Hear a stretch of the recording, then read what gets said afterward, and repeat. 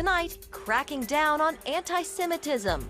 The Trump administration moves to deport a green card-holding Columbia University student who organized pro-Palestinian protests on campus and is accused of being a Hamas sympathizer. Democrats and even some on the right are calling it a violation of free speech. This as the administration pulls $400 million from Columbia for its handling of anti-Semitism on campus. Our panel is with us to discuss. Plus, the Trump tariffs. New tariffs on European Union members and other countries, what it could mean for jobs in America and American consumers. And slashing the education department. The Trump administration cuts continue. The support and criticism as President Trump moves to make education more of a state's issue. All this and much more tonight on Faith Nation Friday.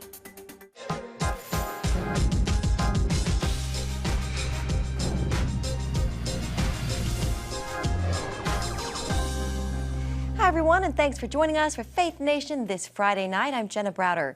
It has been a busy news week, that's for sure. As always, we have a lot to discuss with our Faith Nation panel. Chief Political Analyst David Brody, Senior White House Correspondent Kelly Wright, and joining us this week, Raj Nair, Senior Digital Media Host for CBN. Gentlemen, welcome. First, let's talk about what's going on in Syria. This hasn't actually gotten a lot of media attention, but there's been a massacre as it relates to religious and ethnic minorities. Syria's interim president signed a temporary constitution, leaving the country under Islamist rule for the next 5 years. The State Department put out a statement condemning the radical Islamic terrorists for murders. Kelly, to you first, what are the implications for Israel here and religious minorities in the country? Well, Israel, according to its deputy foreign affairs minister, Sharon Haskell, is on watch. They're looking at Syria very closely to be sure that Druze and Alawites and Christians are not annihilated and wiped off the face of the earth by the radical Islamic group that's operating in Syria in the vacuum of Bashar al-Assad, who also committed the same kinds of atrocities against Christians, but not so much against Alawites, since he is from that Alawite family. The bottom line is this: the United States is aware of it, but you raised the issue very well. Why isn't the Western world looking at it? I did speak with Paula White, who is part of and head of the White House Public Faith Office, and she talked about this going on in the statement that she was having a meeting with the president to address the issue in Syria. Here's what she told me yesterday at the White House. We stand against any kind of wrongful killing, persecution. To have the stats that have come out in the last day or so, Kelly, and we're all trying to follow these, that 1 in 7 Christians around the world are persecuted. And so we know the hot spots, we know the places, and we're very on this. And Syria is one of those hot spots that they're looking at. Yeah, great interview with Paula, Kelly. We'll look forward to more of that. Now to the case of Columbia University student Mahmoud Khalil. And just today, we learned immigration officials have made another arrest, a second person who participated in pro-Palestinian protests at Columbia University, revoking the visa of Palestinian student Leka Kordia. Breaking it down on political lines, some Democrats are calling this an attack on free speech. Republicans say it's a national security issue. Raj, what are the ramifications for both sides here? Well, that's the big question. Is this free speech, or are they brazenly supporting Hamas? Actually, big news out of Columbia in the past day or so. They actually started expelling students that took place in taking over campus buildings. And I actually talked with Shai Davidai, who's kind of become the face of the pro-Israel movement on Columbia's campus. And he said, listen, this has nothing to do with free speech. I'm all for free speech. I'm all for letting people say egregious things. But when you come here and you get a green card, you agree to certain things. He's like, I have a green card. I agree to certain things. And the second you start handing out propaganda that supports U.S. designated terrorist groups like Hamas, when you start, it's not just about what you say, it's about what you do. Taking over campus buildings, these events have left some people in the hospital. Those are the kind of things that do count for deportation. It's not about what you say only. Yeah. Columbia University also losing $400 million federally, the Trump administration pulling that for its handling of anti-Semitism in recent months. David, did you want to weigh in on that? Well, yeah, sure. Just on the whole issue itself, and Raj, you're making such great points, especially when it comes to the green card. Look, everybody, the liberals are talking about this being a free speech issue. Hold on for a second. You can have your green card revoked if you are, quote, engaged. That's the word they use in the United States Code. Engaged in dangerous activity or activity that threatens national security. That's what Secretary of State Marco Rubio is talking about specifically, along with the United States government. So that's what this is about: engaging in dangerous behavior that would affect national security. And that's the reason that your green card is revoked. And remember, as when you have a green card, you are a lawful permanent resident. But that doesn't mean that you can't have your green card seized. As a matter of fact, there are many reasons you can have your green card seized, and that's one of them. So this idea that, he was just speaking kind of freely and he can just do what he wants, it's free speech. It's much, much more than that, and much more complicated as well, Jenna. Yeah. Let me add to that real quickly. Kristi Noem, the Secretary of Homeland Security, put out a statement saying it is a privilege to be granted a visa to live and study in the United States of America.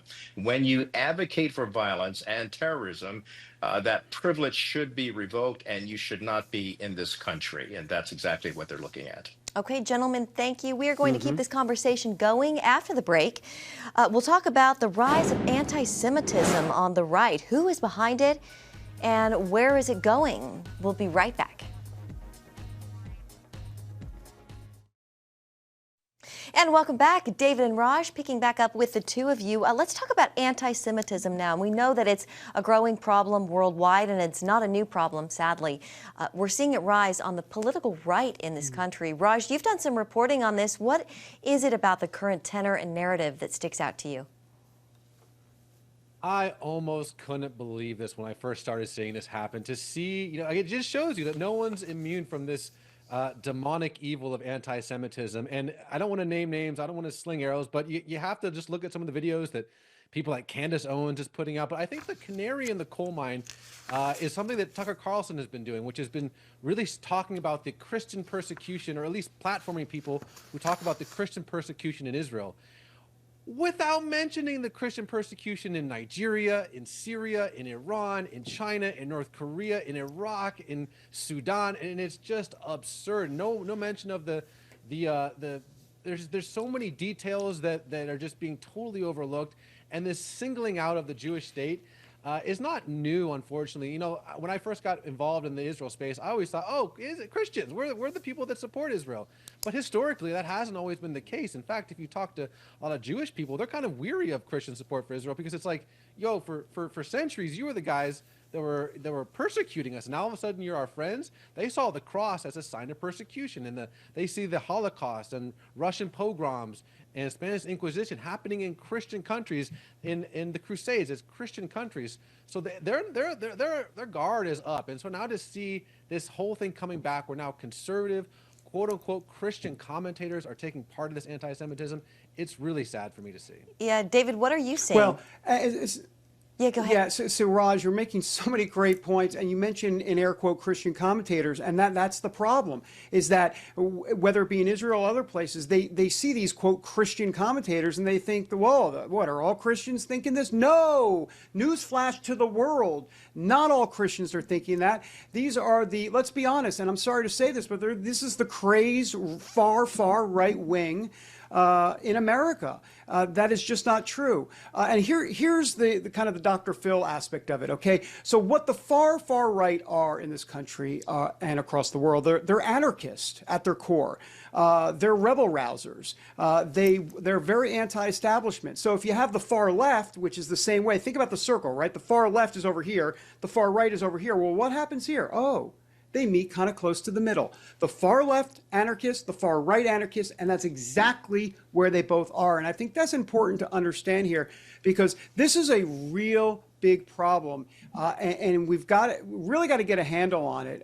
There's so much more to unpack here, but that's a start. David, what do you think the answer is, and maybe Raj too, to stopping this, or at least helping it? Well, strong moral clarity and voices that need to be heard and preached from the rooftops, shouted from the rooftops, if you will, about this, and to really explain point by point what is going on. Look, there's a difference between being against Netanyahu and some of the concerns you have about Israel and all that. That's not anti-Semitic at all. The problem here, Jenna, is that the far right loves to talk about how they're free thinkers, right? Oh, they're free thinkers. We're just, you know what? It's free speech. We're just having some, fun, so to speak. We just want to talk about whatever comes to our mind. Okay, here's the thing. You can be a free thinker because, by the way, we need more free thinkers in America. But that is basically an excuse for some of the anti-Semitic language we're hearing from the right. It doesn't give you a right to be anti-Semitic just because you're a free thinker. And I think that's something we need to consider here. Yeah, that's a great point, David. All right, stay with us, guys. Still so much to talk about here. Up next, we'll focus on the economy and the latest on the tariffs and impacts for all of you at home after a quick break. And back now to talk about the biggest political stories of the week with David and Kelly. The Trump administration continues its tariffs on other countries. Now there are some signs people are pulling back on spending and are worried about what this could immediately do for the economy and its impact. Some supporting Trump, though, they say in the long run, this could bring jobs back to the United States. David, do you think the American people have the patience to see if President Trump is right here? Well, I don't have my Christian crystal ball, not that there is such a thing, but we'll see. I'm not convinced that we live in a society that's very impatient, and I'm not convinced that they're going to put up with increased prices for a long stretch of time. So this is high stakes by the Trump administration. But look, it's short-term gain, or excuse me, short-term pain for potential long-term gain. The question is, when does that long-term gain happen, and does it even happen? And I think the White House is banking on two things here. Those tax cuts that they want not only permanent, but they want to definitely extend. That could happen in the third or fourth quarter of this year. And then the other part of this is the interest rates. Look, there is a school of thought here that if the economy gets pretty bad, potentially recession-like, that the Fed will then cut interest rates. I mean, I don't know if you're ever going to hear the White House specifically go on record and say that they want those interest rates cut because they want a recession, but they definitely want the interest rates cut, because when you cut interest rates, what happens, right? People start buying homes, credit card bills go down a little bit because of the interest rate, people start spending more. So there's this thought process that could be part of the long-term gain if it gets worse regarding these tariffs. So it's who the heck knows? All I know is that this is a game of whiplash at this point. It's like tariff whiplash, and I'm exhausted. I don't know about you. Yeah. Kelly, the markets have really been spooked this week. The Dow, S&P, and NASDAQ all down sharply of late. How does Wall Street's reaction to the Trump administration trade policies play into all of this? Wall Street has a knee-jerk reaction to everything because Wall Street is preconditioned by having control. They want control over the markets, control over what they do in terms of seeing where the money goes. But I can tell you from the White House and from observing what the president is doing, he is adamant. He is staunchly involved in this. He has the resolve, the determination. And basically, he has stated it very clearly to the EU, to NATO, to China, to Canada, to Mexico, to anyone who's come through the White House and dealt with America. He said, take your hands off of our goods if you're not going to actually successfully trade with us in a fair and reciprocal way. And as a result of that, he's saying, no more Mr. Nice Guy. We are basically, as a country, tired of being picked like a chicken, he stated from the White House. And he says we have to move forward in protecting all of American people by making sure that through the tariffs, a little bit of disturbance, we don't know how long that will go, as David said, but through that disturbance, the other side of that, as the president believes, and his Commerce Secretary believed that as well, they will see a resounding victory, and that's what the White House is standing by, making sure that the American people can have so much money, as the president says, they won't know what to do with it. We will have to wait and see. Yeah, we will wait and see, exactly. Jenna, yeah, David.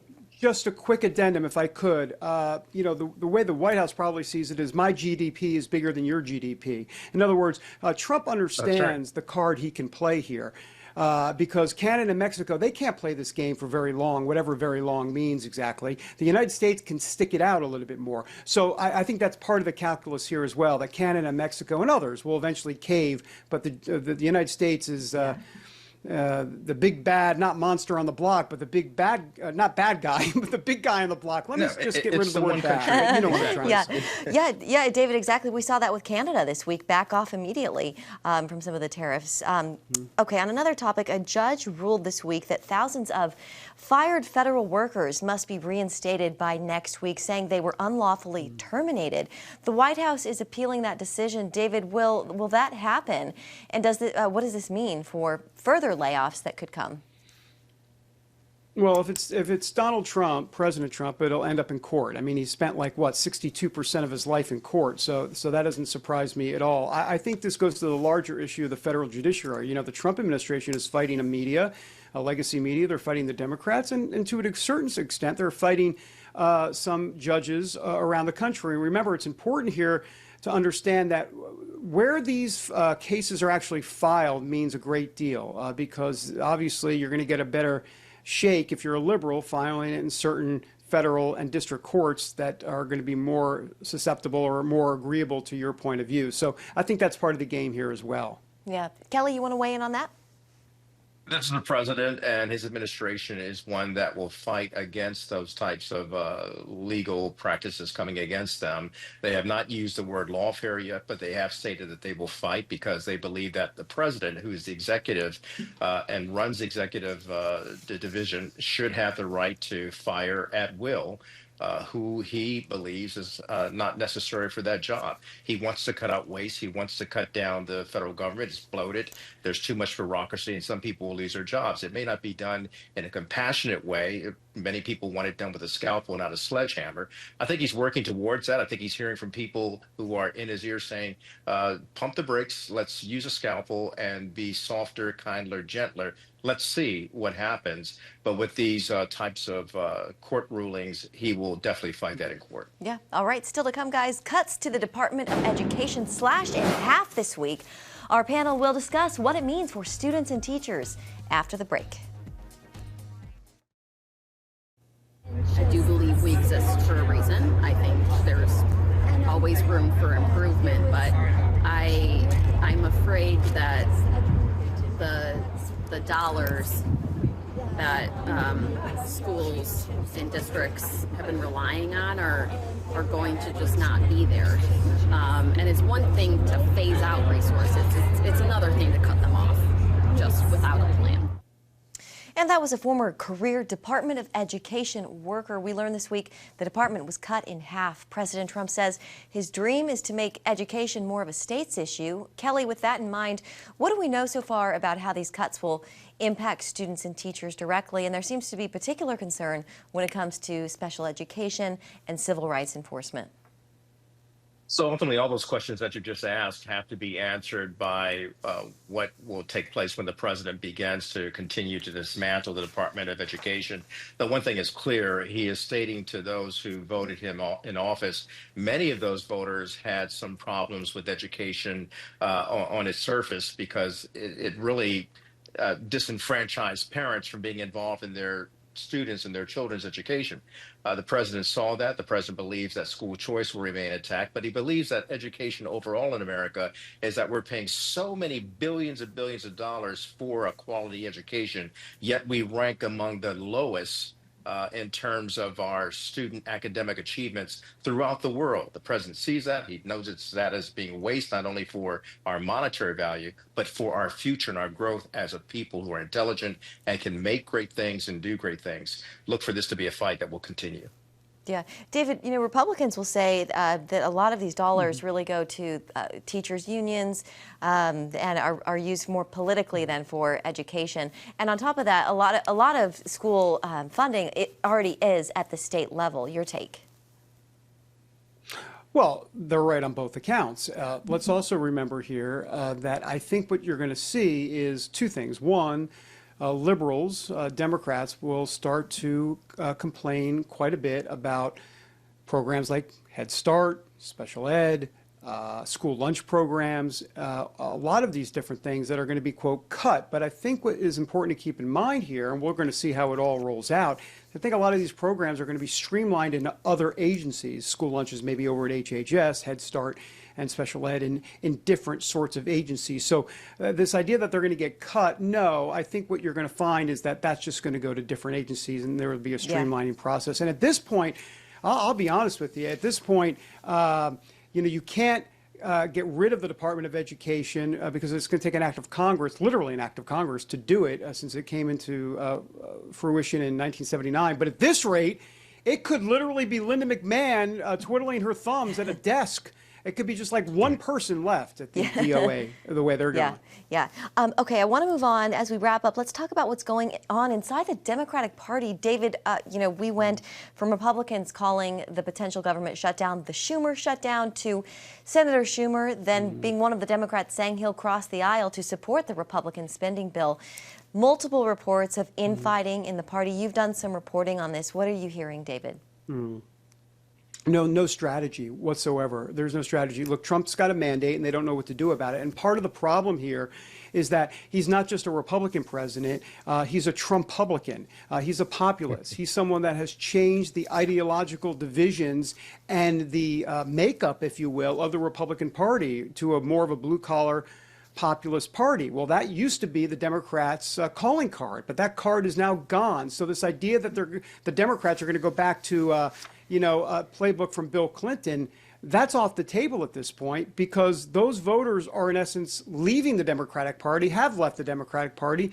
And as David Axelrod, an old guard, if you will, from back in the days of Obama, he admits that he calls the Democrats an elitist party and a party that plays to the elites. That is not a good place to be if you're a Democrat. Okay, a big thank you to our panel this week, Chief Political Analyst David Brody, Senior White House Correspondent Kelly Wright, and Raj Nair, Senior Digital Media Host for CBN. Have a great weekend, everybody. Thank you so much for joining us. And to all of you at home, thank you for joining us as well. We'll be right back here on Monday, and we hope you'll join us. Take care.